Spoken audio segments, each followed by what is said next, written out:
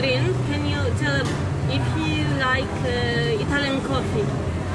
Hello ragazzi. About the Italian coffee, what's left of it? Well, it's hard to say that I like it. The coffee is doing its job. I mean, mostly it's Robusta, which it's like really hard, high in caffeine.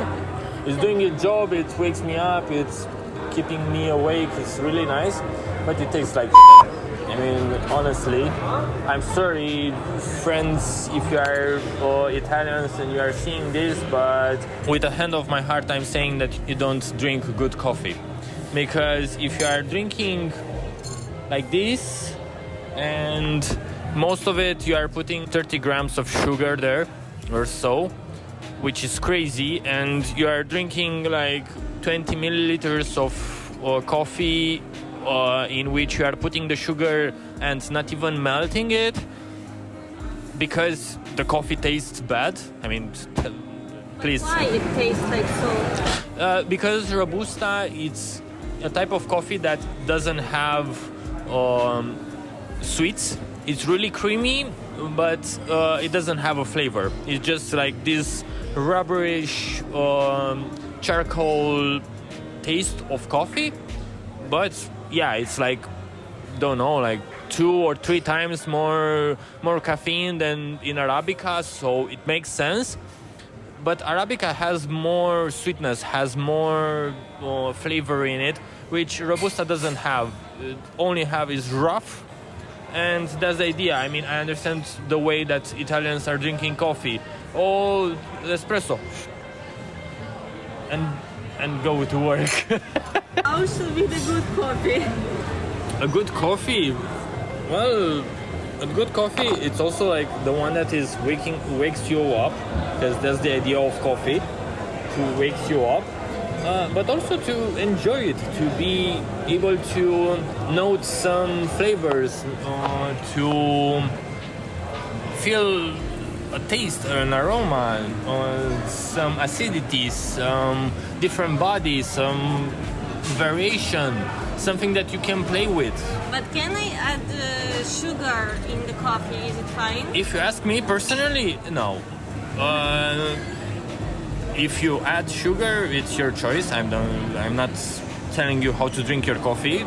You can add milk, you can add sugar, you can do whatever you want with it.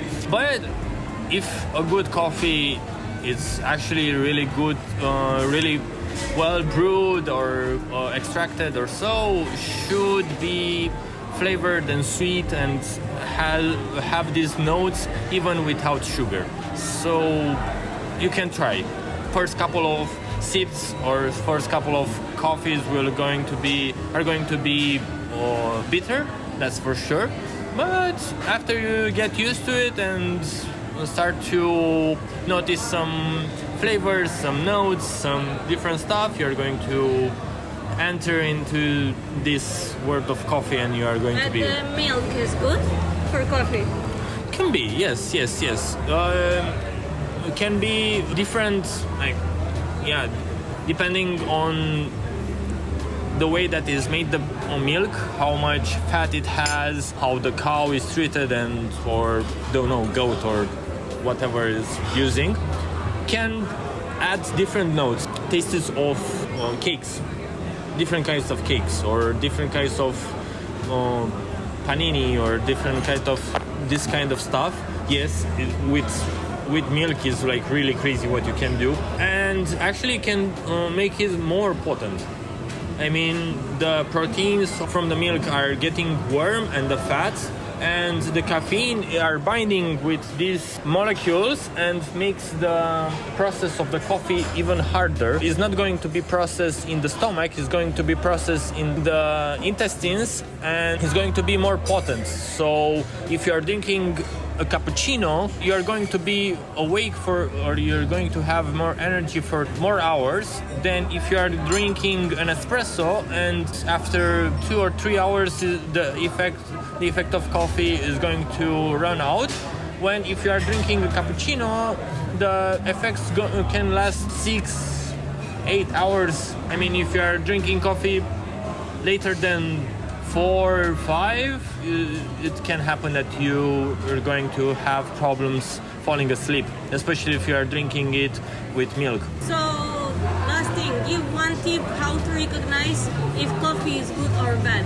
If you are not tasting it, it's hard to recognize it. It's easier if you are drinking it with milk, because if it's really you have a really thick foam on the top, or if you are drinking it and it's burning your tongue right away, that's not a good coffee. If you are drinking it without milk, try to mix it a bit and take big sips. You need like a tablespoon or so. You need to take quite a good sip, because the top of the coffee, usually this pellicula over here, is quite bitter.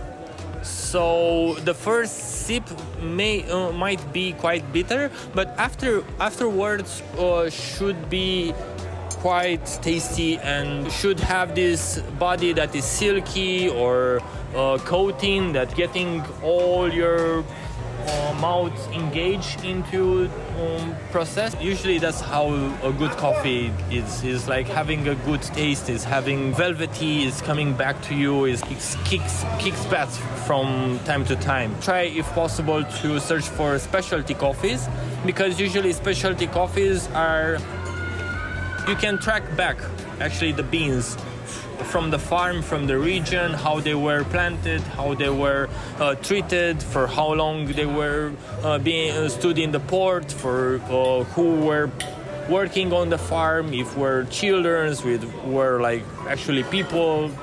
Can happen. I mean, it's crazy what can happen sometimes with especially coffee or farms. Thank you for watching. Please hit the like button if you enjoyed.